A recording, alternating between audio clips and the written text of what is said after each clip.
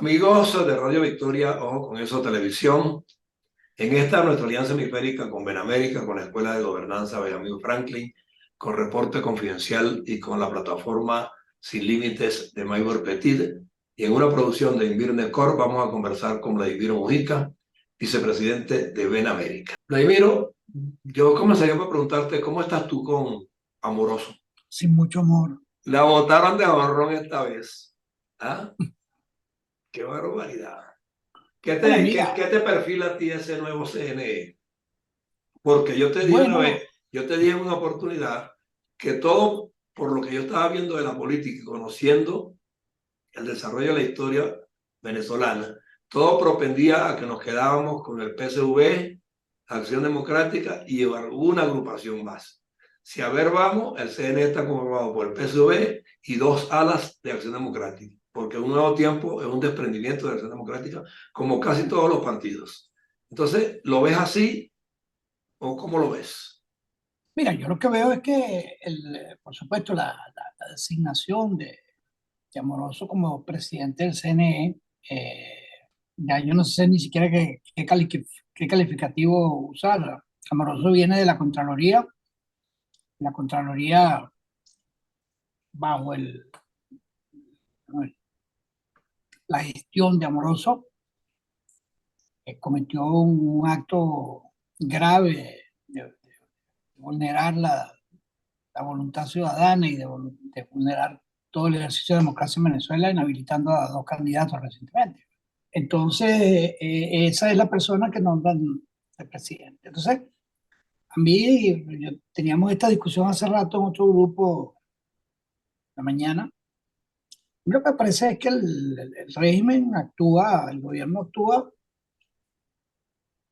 como quienes se creen los dueños absolutos de Venezuela, de la vida de los venezolanos y lo ejercen sin tener ninguna consideración ni por si el gesto parece o no parece entendible. Mucha gente dice, pero es que es un horror. Y yo, bueno, ¿qué es lo que significa que sea un horror? O sea, esas son las condiciones de esta guerra, por así decirlo, de este conflicto que el régimen tiene con el pueblo venezolano. Es decir, yo lo que hay que entender es que esto no se trata de hacer una evaluación que se están haciendo, que si el gobierno es malo, etcétera. No, el gobierno, por supuesto, que es malo para el país, pero el gobierno, a los fines de su permanencia en el poder, es una maquinaria bastante sofisticada y hacen lo que les da la gana, esencialmente, se creen los dueños del país, entonces no tienen absolutamente ningún reparo en decirle a los venezolanos, nosotros somos dueños de esto, nosotros hacemos lo que nos da la gana. Y ponemos a Amoroso, que está solicitado internacionalmente eh, por varias acciones, pues las cuales lo acusan, yo no me voy a meter si son ciertas o no, pero hay una acusación. Y además esta sugestión pues, de una persona fiel a los sectores más extremistas del chavismo. Entonces, aquí no hay ninguna voluntad de reconciliar a los venezolanos, aquí no hay ninguna voluntad de abrir espacio político, aquí no hay ninguna voluntad de hacer nada distinto. Bueno, y esas son las características del régimen que tenemos, y de todas maneras tenemos que seguir haciendo lo que estamos haciendo, pero vale la pena que uno se pasee pues con todas no sé si no es resignación, porque no es eso, sino entender las características de esta gente. Las características de esta gente es que ellos se creen y actúan como los dueños del país. Todo.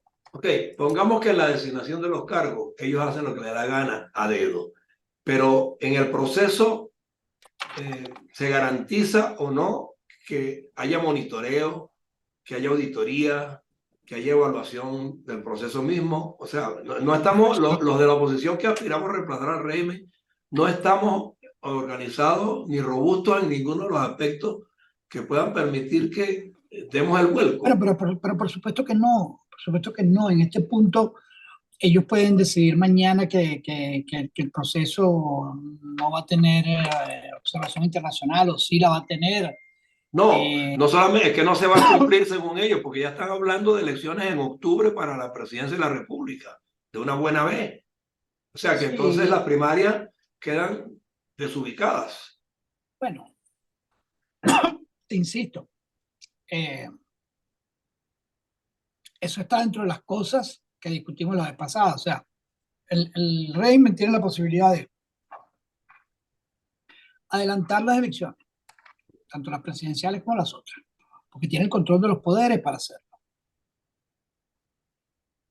Puede también utilizar al CNE para decidir que el CNE, que no se puede hacer las primarias sino bajo la supervisión del CNE, porque es un acto de consulta ciudadana, independientemente de que es un acto de la sociedad civil. Puede utilizar al Tribunal Supremo de Justicia para invalidar la primaria porque toman parte en la primaria candidatos que están inhabilitados por la Contraloría. Ujú. O puede hacer una combinación de todas las cosas. El número de herramientas que tiene el régimen para abusar del poder son incontables.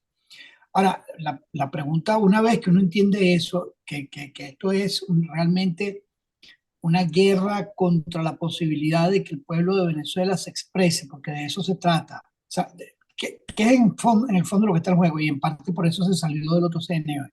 El otro CNE permitió el episodio de Barinas, Ujú. no lo bloqueó, no lo paró, y eso le salió caro al gobierno en términos de imagen, porque fueron a perder, inhabilitaron a uno, inhabilitaron al segundo, y eventualmente la oposición se puso de acuerdo y dijo, bueno, va a ser este, que no está inhabilitado, y lo hicieron. Y eso permitió, bueno, por supuesto, ahora la gente habla del ejemplo de Barinas, pero claro está, desde el punto de vista del gobierno, el que se haya producido lo de Barinas fue un golpe muy duro porque vino a ocurrir esto precisamente en la tierra natal del comandante. Entonces, la sustitución del CNE estaba cantada porque el otro CNE permitió eso. Esa no es la única razón, por supuesto. Este CNE estaba demasiado, mm, no estaba suficientemente galvanizado para seguir la política extremista del chavismo. Entonces, claro, ahora viene la otra pregunta. En el interior de la oposición, porque esa es siempre la otra pregunta que hay que hacerse aquí, ¿qué juego juega el resto de la oposición? Porque ya se sabe el juego que está jugando María Corina Machado. Ahora viene, ¿qué juego están jugando los otros?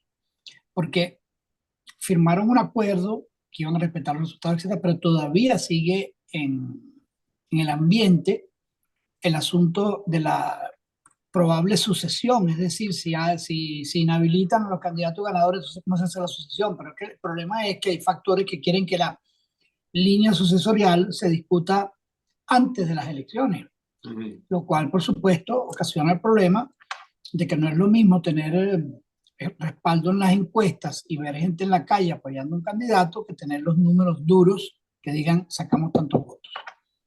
Entonces, ni al gobierno le interesa que se cuenten los candidatos de la oposición y a algunos sectores de la oposición tampoco le interesa que se cuenten los votos de la oposición. Pero ¿sabes qué me llama la atención a mí en todo esto? Que nosotros contamos con una población que no está alineada con ideología alguna, sino que se mueve electoralmente según factores emocionales, más que circunstanciales.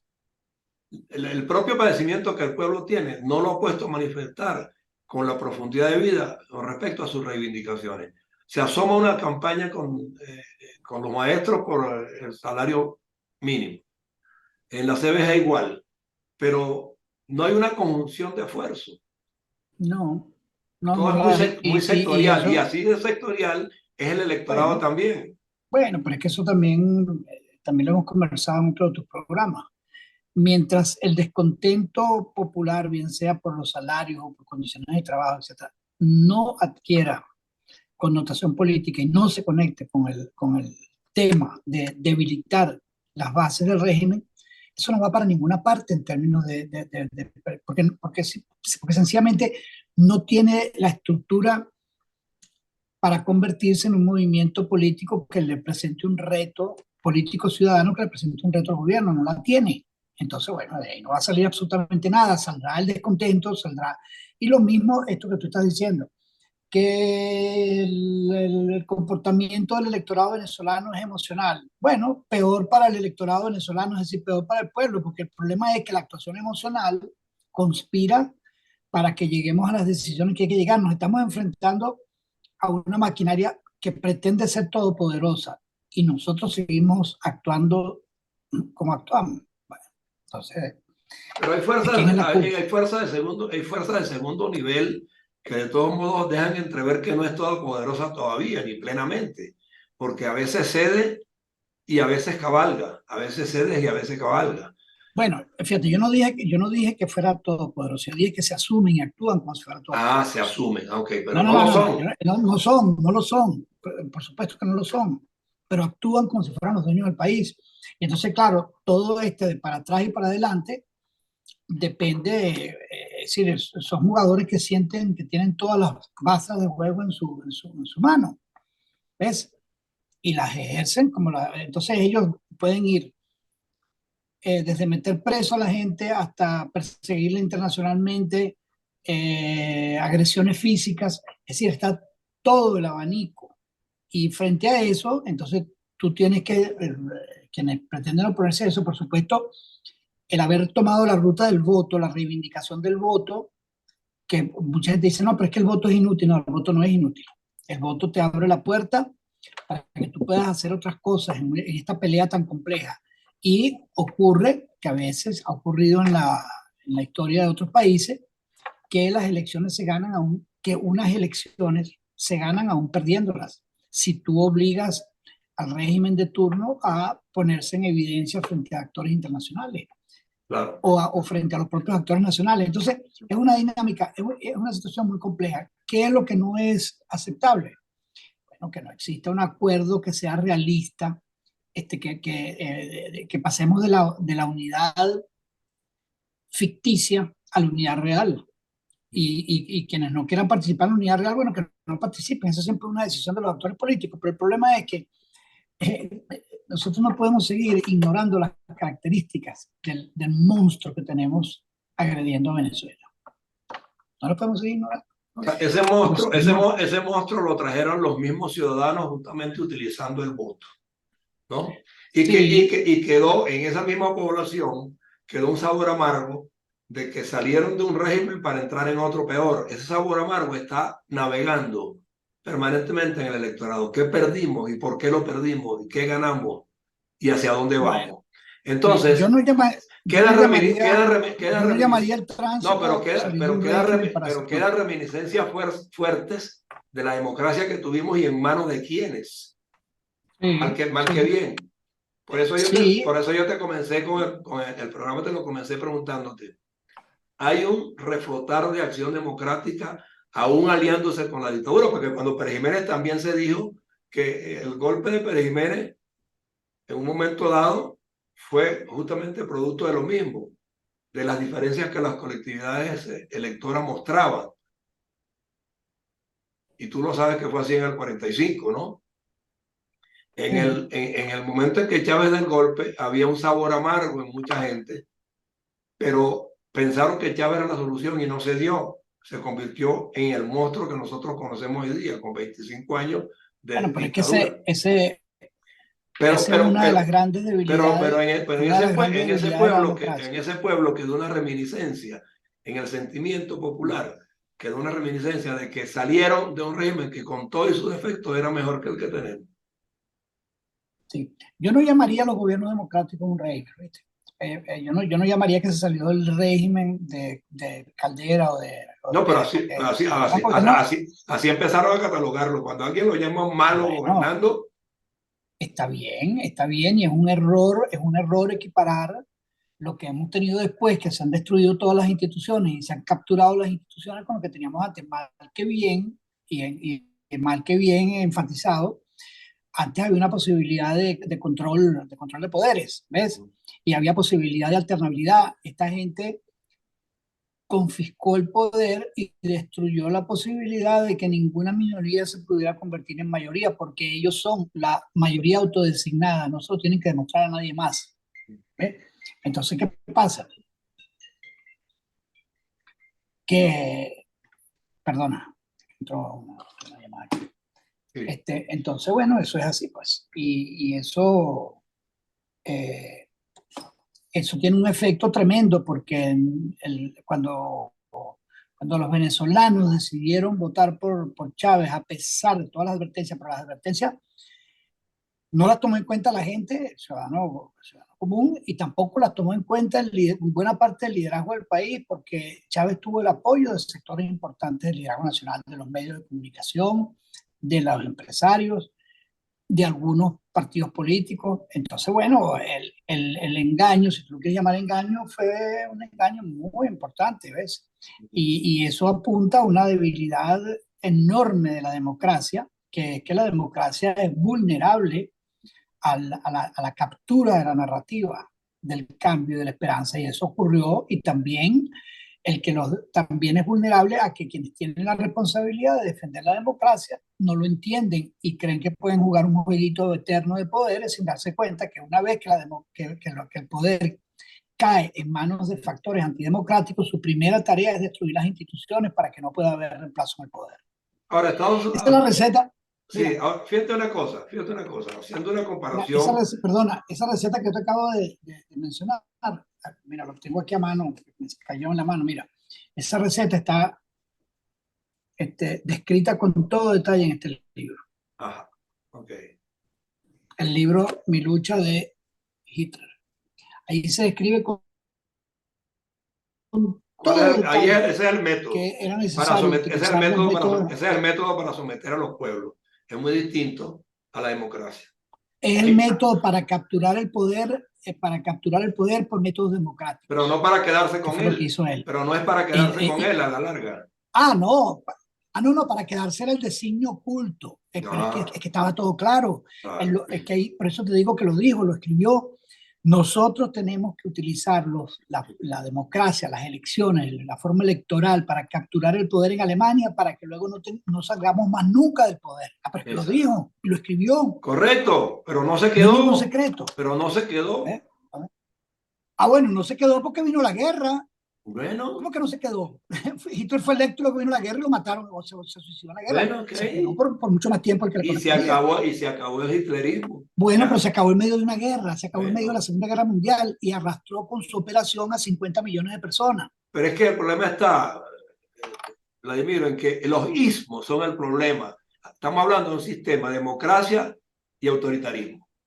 Y autoritarismo no es democracia. Estamos hablando de otra cosa, estamos hablando de cómo se utilizan los métodos democráticos para capturar el poder y cómo una vez que se lo captura, no se lo entrega. Ok, lo capturaron. De eso es lo que estamos hablando. Lo capturaron, pero entonces es a lo que voy. Factores democráticos que de alguna manera fueron el blanco de los enemigos de ella en un momento dado, auparon una fórmula que resultó lo que resultó y la estamos viviendo. Pero ¿cómo volver a esa democracia frente a la que muchos en un momento dado se enfrascaron? Bueno, esa es precisamente donde estamos entrampados desde hace más de 20 años, porque es un camino altamente irreversible. Tú vas de una manera, eso es como que, valga el ejemplo, pues tú vas caminando, no sé quién fue que lo dijo, Pérez o alguien dijo, hasta hoy estábamos al borde del precipicio, hasta ayer. Hoy hemos dado un paso al frente. El paso al frente en dirección al precipicio. Después que tú caes al precipicio, eso es irreversible, porque luego treparte de un barranco de 1 kilómetro, 2 kilómetros, bueno, ya sabemos lo que eso significa, así que no te... Entonces, son pasos irreversibles. ¿Ves? No es que ahora vamos a recuperar la democracia, no. Ahora el camino cambió por completo, ahora son otras cosas las que hay que hacer y tenemos más de 20 años equivocándonos y ni siquiera la caracterización del adversario se ha hecho de manera consistente porque la gente sigue dudando. Bueno, tú sabes que tenemos que hay que negociar. Para negociar se necesitan dos que quieran negociar. Y evidentemente, cuando tú nombras un Consejo Nacional Electoral como el que nombraron, tu intención de negociación es nula. Pero tú puedes hablar de negociar en una circunstancia en la que tú digas, yo no quiero nada con los adecos porque ya los sacamos de allí. ¿Tú crees que eso funciona? No funciona, no funciona. Tú te tienes que aliar y tú tienes que producir convergencias con todos los factores que estén en contra del enemigo principal. Pero ¿por qué cuando ADE llama a la convergencia lo que hacen es señalarle que la culpa de lo que está pasando en el país es de ellos? ¿De quién? ¿De quién? ¿De ellos? Los ADECO, porque dicen que lo sacamos porque no servían. Y los culpables del desastre son los adecos y vemos que se lo atribuyen cada rato. Ahora Bueno, resulta que los adecos están retomando espacios. bueno, pero es que seguir repitiendo eso es un desconocimiento muy profundo de la historia. Decir que los adecos son los responsables del desastre de haber traído a Chávez es una imprecisión muy importante, porque No, eso no es muchos responsabilidad. lo dicen, que Chávez llegó porque los Bueno, adecos no servían. está bien, está bien. Eso es una forma de simplificar la historia que es brutal, porque no es que los adecos no Pero servían. eso lo hacen muchos políticos de postín hoy. Bueno, está bien, pues, y ese tipo de simplificaciones absurdas son las que terminan por producir conductas absurdas. Ah, ok. Eso es como atribuirle a Caldera, que dice que Caldera perdonó a Chávez y que por eso es que Chávez llegó al poder. No, esa historia no es así. Esa historia no es así. Caldera indultó a Chávez porque prácticamente todo el alto mando se lo pidió, Claro. porque era una forma de reconciliar el país y Caldera se dio a eso. Ahora, pretenderle, como dicen algunos, es que la responsabilidad de que Chávez haya surgido de Caldera es una distorsión histórica brutal, pero la gente lo repite Por eso te y digo. entonces creemos que fue responsabilidad de algo y no se termina por asumir la responsabilidad colectiva, que es la más importante de todas, porque si la clase media venezolana en su conjunto, Ujú. porque fue la clase media la que Hasta los eligió a Hugo intelectuales, Chávez, hasta los hasta los intelectuales. intelectuales, hasta muchos intelectuales, no todos, Bueno, no muchos, pero la todos, mayoría. muchos, porque los intelectuales pareciera que fue todo el grupo. Hay muchos que Bueno, no. los que copaban más para el centimetraje. Bueno, está bien, pero tú sabes que los agrupamientos en política son a veces un poco antipáticos, porque yo me considero un intelectual y yo jamás tuve nada que ver No, no, con cuando apoyar a hablo, no, Chávez. yo no me estoy refiriendo a ti. No, pero es que cuando tú dices los intelectuales, espérate un momentico, vamos a hacer la diferencia. Pero bueno, no importa, es irrelevante. Pero no es los intelectuales, No, igual que no es no. son Ok. algunos. Y esos algunos tienen una responsabilidad muy importante. No son todos los empresarios, no son todos los medios de comunicación, no son todos los. Entonces, bueno, pero en definitiva, el voto en sí lo puso la clase media. Y eso se puede establecer estudiando las estadísticas de votación en todos los centros importantes del país, cómo se produjo un deslave hacia el chavismo que venía de sectores que tradicionalmente habían votado por Acción Democrática y COPEI. Así es. Entonces, ¿qué pasa? Que es una responsabilidad colectiva del pueblo venezolano. Es una responsabilidad colectiva, lo cual no quiere decir que la dirigencia del país no tenga una responsabilidad aún mayor, porque la responsabilidad de los ciudadanos y la responsabilidad de los dirigentes es distinta. No, los líderes Pero modelan. mientras nosotros, Los líderes mientras son nosotros, los no, líderes son tengamos, los. mientras nosotros no terminemos por asumir esa responsabilidad colectiva, difícilmente vamos a encontrar salida de este pequeño infierno donde estamos metidos, ¿ves? Porque eso es Bueno. precisamente lo que impide que tú puedas llegar, el decir, no, pero es que te acuerdas lo malo que era antes de Chávez. Antes de No, Chávez es que yo no habían soy quien lo cosas está diciendo, malas. yo te estoy recordando eso que No, yo ocurría. sé, no tú, otro. Antes de Ah, Chávez habían cosas malas, pero nada que se compare a lo que tenemos ahora. ok, así es. Bueno, entonces las cartas están sobre la mesa y yo Sí, comencé diciéndote que una vez te había comentado que yo viendo la política y conociendo a los políticos, porque me ha gustado leer la historia siempre, y esta que vivimos con los ADECOS la conozco de que era muchachito porque mi padre fue hasta fundador de Acción Democrática, y yo vi cómo también debió pagar persecuciones y cárceles. Yo sé cómo cobra el pueblo cobra por resentimientos o por caprichos, pero nunca cobra racionalmente. Los pueblos son impulsivos y votan por quien en un momento dado les parece mejor. Tal es así que en política se ha impuesto una sintomatología que es el carisma. El carisma no implica gobernanza.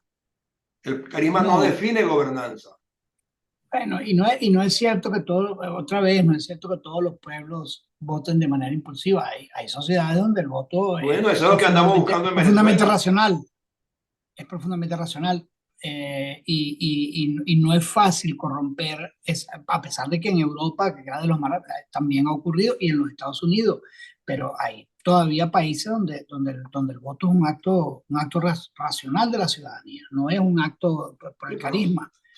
Pero bueno, el carisma sigue operando en América Latina y sigue operando de una manera brutal porque contribuye a la polarización y contribuye a estar buscando estos individuos carismáticos, estos, bueno, que normalmente No siempre, pero normalmente son una pesadilla para los países donde llegan.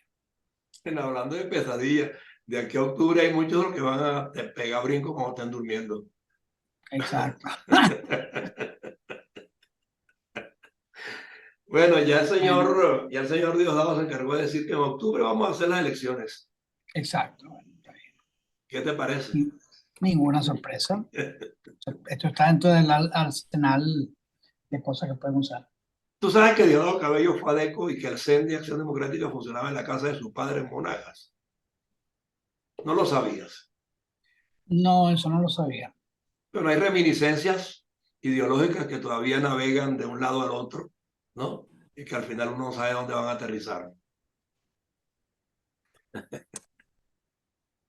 Igual ha pasado con la izquierda, fíjate lo que le están haciendo hoy al Partido Comunista, pues.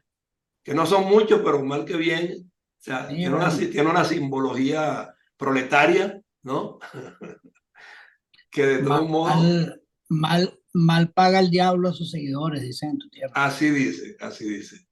Sí, y yo tengo Y sin experiencia, embargo, dicho eso, yo tengo experiencia y sin reciente de embargo, eso. dicho eso, hay que defender el Partido Comunista.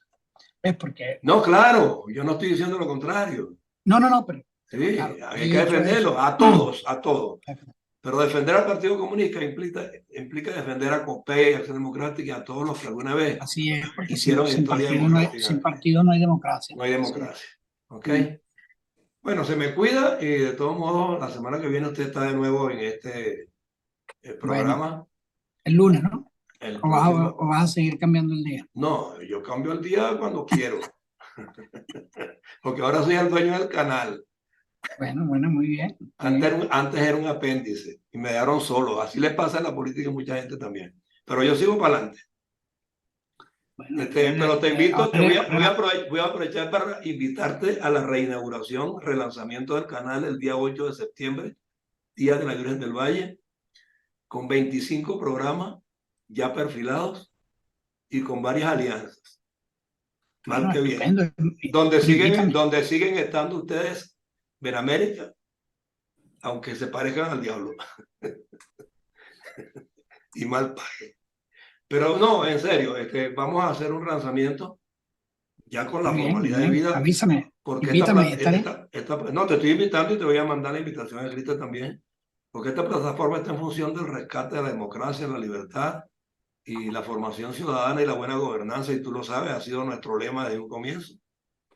Y lo que queremos es que los mejores estén, y ustedes forman un equipo de trabajo que para mí tiene mucha significación en Benamérica, lo mismo que la Escuela de Gobernanza y los otros tantas alianzas que hemos obtenido, porque percibo que están alineados en eso que necesitamos, es hacer los Sin contrastes duda, históricos, tratamos. intentando hacer pues los contrastes históricos y aleccionadores para que las generaciones de relevo cabalguen sobre criterios ciertos, pongan los pies sobre la tierra y lo hagan mejor que nosotros.